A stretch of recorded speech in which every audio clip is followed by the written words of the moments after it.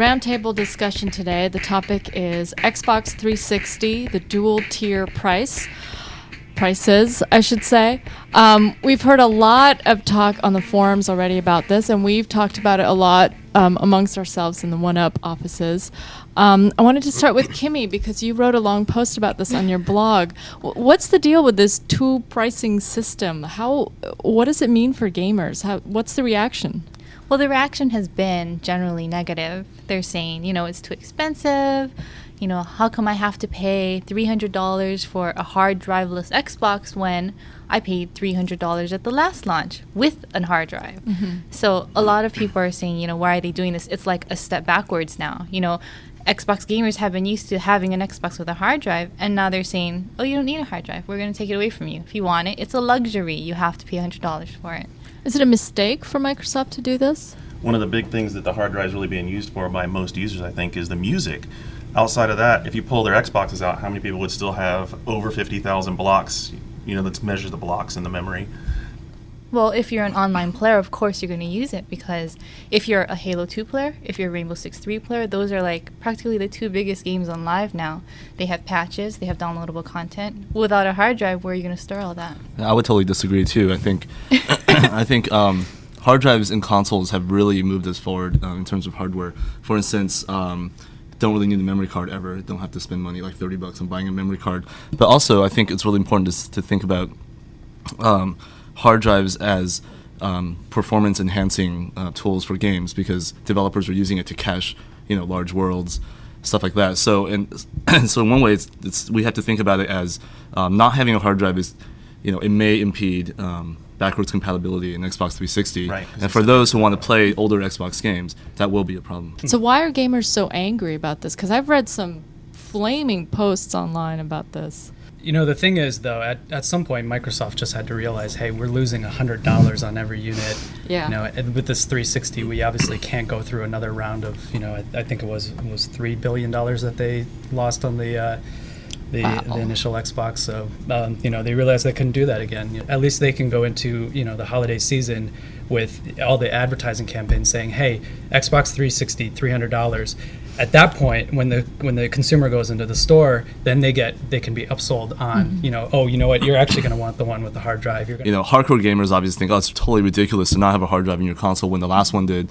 But I think for the mainstream, it's good to have that choice, the two SKUs, because if you look at PSP, everybody thought it was going to sell through the roof, but Sony only packaged it with the value pack, which right. You were paying like $50 for like $5 worth of gear or something like that. Yeah. So or obsolete gear in the small memory card. Right, and so the package itself didn't sell as well as Sony would have liked, and I think having that choice is going to help 360 do the numbers this holiday season. And then if you think one step forward, like future development, these game budgets are going to be huge. We already know that, so they're not going to be as many exclusives more than likely. If PS3 doesn't have a hard drive, as a developer, why would I engineer something just to work on a hard drive that only X360? Right. I mean, well, that is the main argument against two SKUs. Well, that brings up the point too. But it works both ways. It's kind of a double-edged sword. I mean, even the CEO of 3D Realm said, well, developers are going to cater to the core console, the lowest costing one. What does that mean for us? Does that mean that developers are not going to provide us downloadable content anymore? Yeah, and how does Xbox Live, like you pointed out, you do need the hard drive to access the gold account of Xbox Live. And for me, to be it's able like to play online games. I'm an online gamer, so does that mean that I'm being penalized for what I want to use my Xbox for? I have to actually pay for that? Supposedly that casual consumer that we saw at the Microsoft conference, she's going to go and look for music online and get it from her iPod and put it on her hard drive. Well, the casual consumer is going to pay $400. Mm-hmm. Well, I think what we should look at though is that ultimately the Xbox 360 is a system with a hard drive. All they're doing is selling it without the hard drive. Obviously, you're not going to be able to play it to its full capacity without the hard drive. And at some point, they realize that people will upgrade the hard drive, and you can buy it separately. They just want to give consumers that choice of buying. Is it a real choice, though? $100 for 20 gig hard drive. Maybe it's a cop out, but I think I also think that casual gamers may not want to be on Xbox Live Gold accounts, and maybe. But the thing is, who's going to be buying this holiday season? Is it the casual gamer, or is it the guy who has the HD Yeah, TV. we know who the early adopter is. Right. It's the early adopter. It's the one. I mean, this is the HD era. They have the HD TV. They've spent thousands of dollars on their TV sets. An extra $100 to get the hard drive is not a big deal. The Xbox, they're bringing it out early. They want the early advantage, like the early mover advantage. But obviously, HD TVs aren't widespread, and we don't have one at home anyway. I don't. And I know that a lot of people don't have HD TVs. A lot of people won't be needing the hard drive. So, it's kind of like you can upgrade the Xbox 360. When we met with Jay Allard, before E3 on the whole, briefing on the whole 360 launch or the 360 announcement, he was adamant, at the time about, hey, we're going to have one SKU. It's going to go out there one SKU globally, blah, blah, blah. Hard drive is super important to blah, blah, what are we doing? Yeah, at the time he even said that that's what retail was basically demanding. And so it's interesting. Yeah, somewhere they had a 180. Right, and now you have retailers having to call up their pre-order customers to say, oh, which version did you want? Because, and that creates a big headache for them. And they sort of floated this idea about a year ago, kind of experimentally, because you heard that whole thing of, well, are they going to have solid state memory in it? And, maybe they're going to take the next generation leap to not having hard drives at all. What Peter Moore said, the decision behind the 2 SKUs just completely contradicts what Jay Allard said. They said, we learned from the first generation Xbox, this is why we're offering the 2. So who's lying?